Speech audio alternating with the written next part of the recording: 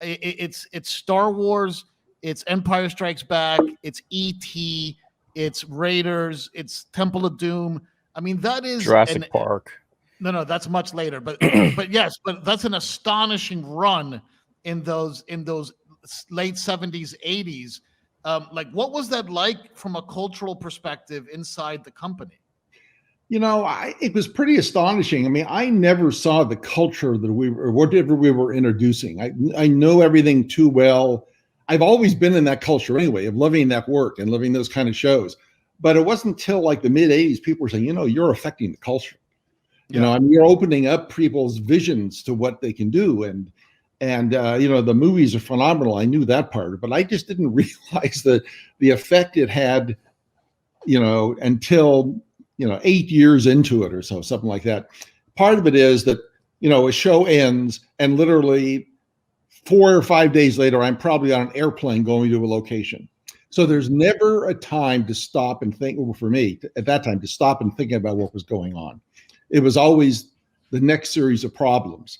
And if you look at the stuff we had to do, I mean, from my standpoint, all the different sequences in Empire that I was involved with, the Walker sequence, and I can't, a lot of the asteroid sequence and a whole bunch of stuff through there, all needed to be designed. And, I have to work with a great team of people. But as soon as that's done, I'm on the way to England, because we've got to solve a dragon to make a dragon look more realistic than it's ever been before. Now, nobody said that it had to look more realistic, but that was the goal that me and my friends had, to make something amazing. And then before that's even over, I'm off to LA, from San Francisco here, shooting plates for E.T., this funny little movie that Steven thought, I think I got something here. I think this is going to be good. Whereas everybody at ILM wanted to work on the other show, Poltergeist. I mean, that was the big film. And here I am kind of working on a few of these shots in ET, literally in the corner, because there's no room left. Wow. Because Poltergeist and Star Trek are taking over the whole facility. They had all the cameras, so I had to shoot everything in 4-perf with standard cameras instead of our big VistaVision cameras, try to make that work. And then before that's even done, it's off to the Redwood Forest for Jedi. So it's cool. Work. And, the wonderful thing about it is that, I had a great team. You've got great directors. The movies are going to be great. And it's like, I'm a kid, but instead of making the whole movie that's pretty mediocre, I just do my little part. And then I've got all these other people that are making the rest of it really great. You got John Williams doing the music for me. You got Spielberg directing for me. We got, Harrison for me.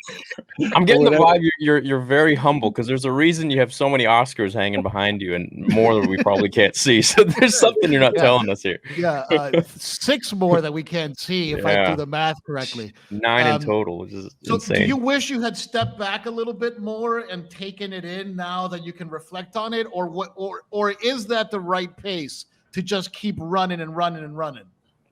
No, I'm glad I did. I had to slow down when we had our first son. And that's when I took some time off, and I did Star Tours and, the amusement ride. So that wasn't the same sort of pace as everything else. So no, you go where you can. You always think this is the end. This is the phase, right? Up until this time, most of the things, the movies that were made, they'd be in phases. Something would be really popular for 2 years, 3 years, big musical numbers, and then gone. People are sick of them. Westerns, Gary Cooper and all, big for 3 or 4 years, gone.